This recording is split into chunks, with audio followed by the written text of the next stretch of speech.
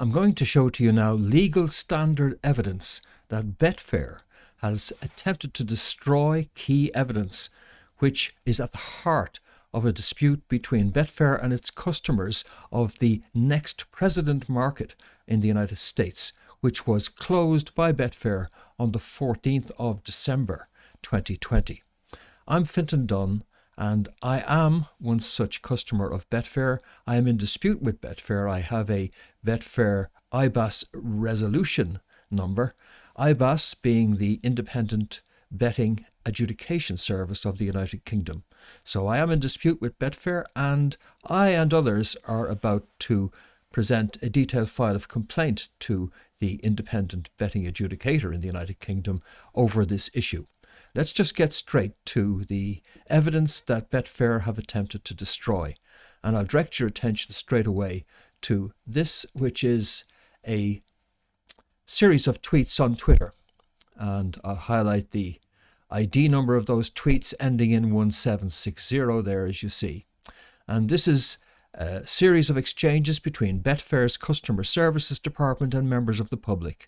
It took place between the 10th and 14th of December, just before they closed this market. And this exchange is central to our complaint to IBAS and also to our potential legal action against the company for the closure of that market.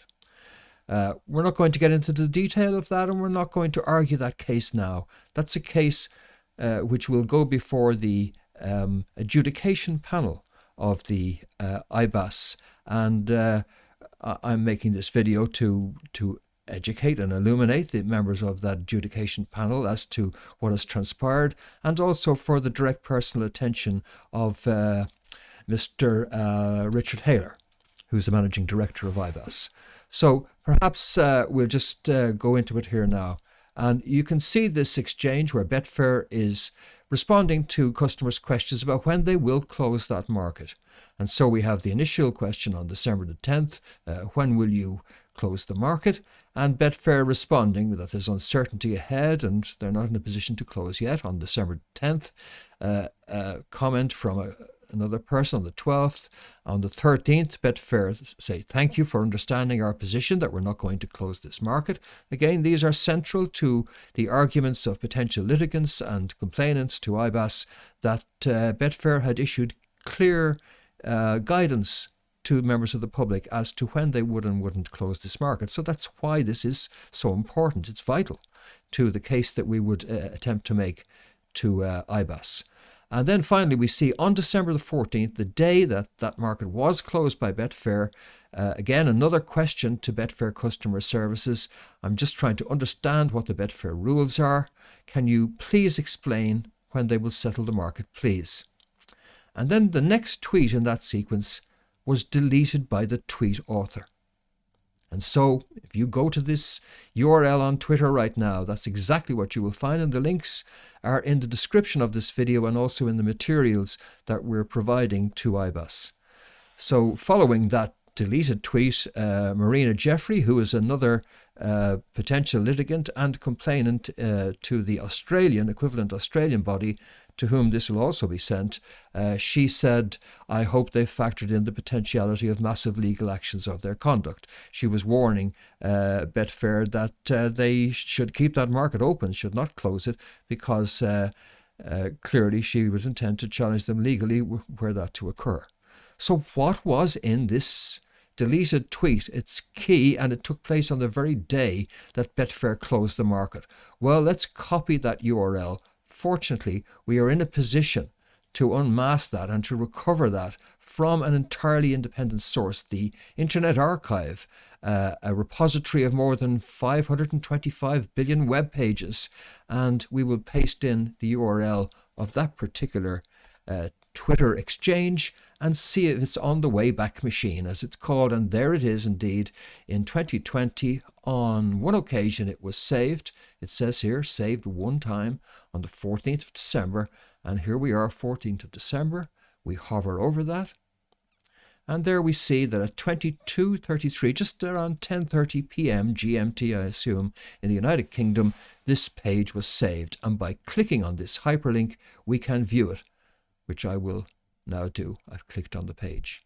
So now we will see not only what was in that deleted tweet, but who deleted it. According to Twitter, the tweet was deleted by the tweet author. So let's see who the tweet author was. Just above Marina Jeffrey, between Poor Bus Betting's question and Marina Jeffrey's comment, we should see the deleted tweet. Let's go back, and here it is. It's loaded.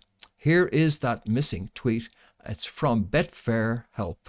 This is Betfair customer service, as in the rest of that you've seen already. And they say, "Hi there, apologies for the delay getting back to you. The markets will remain open for trading until we can settle uncertainty.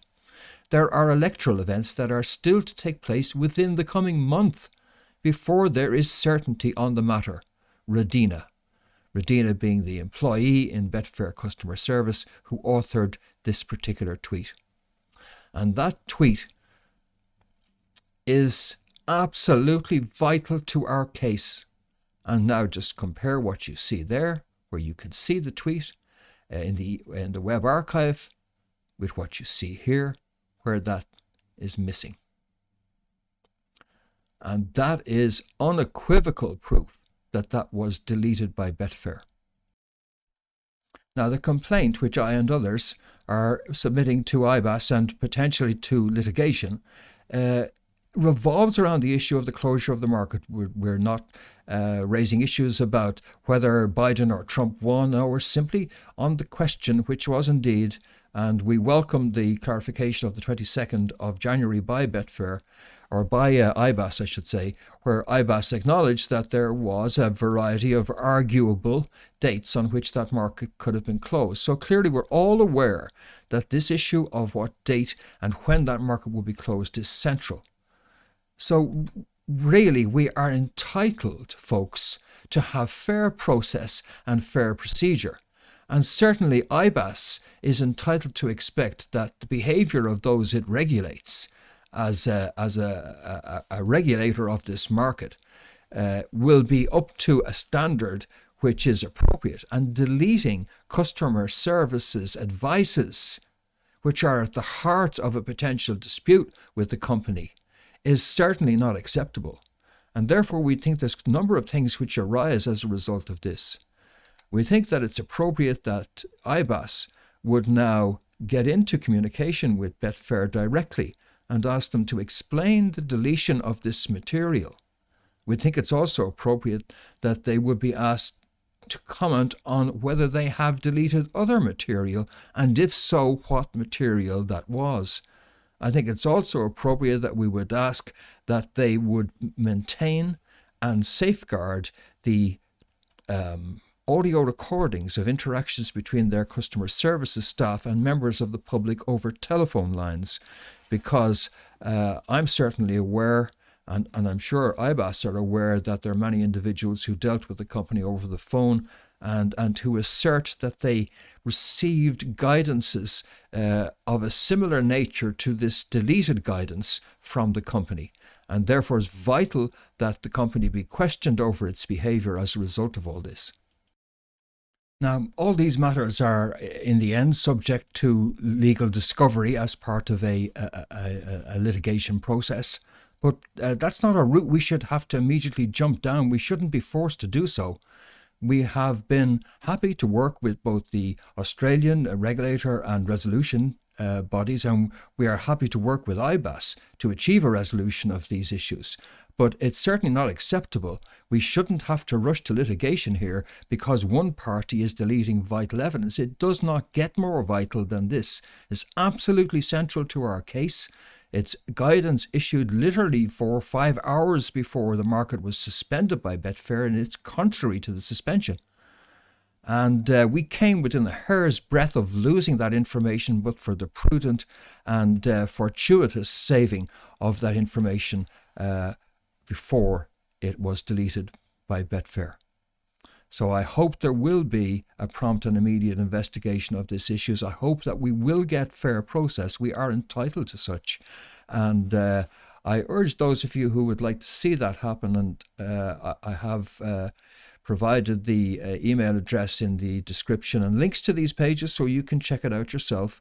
But I would like those of you who have resolution numbers, reference numbers from Betfair, to take your case to IBAS, to quote that resolution number, to contact IBAS at their email address, and to join me and others in calling for an investigation of Betfair and their deletion of this key evidence. I'm unsure as to the legality of the deletion. Certainly where there was there active litigation in train, the legality would be highly questionable. Perhaps it is already. We haven't sought legal advice on that matter. But we do seek to have immediate and vigorous enforcement of the appropriate standards that are expected of an organisation like Betfair. We would like to see IBAS continue to deal with this matter in an even-handed way. It is perhaps going to be the most serious and certainly largest in terms of the funds at stake, the largest matter that IBAS has ever dealt with. And we're all entitled, those of us who are challenging Betfair on this, we're entitled to fair process, and I look forward to getting that fair process. And those of you who would like to ensure that happens, please do email IBAS at the email address and join us in calling for an appropriate level of investigation considering the seriousness of this matter and the vital evidence that was at stake and was deleted. Thank you very much.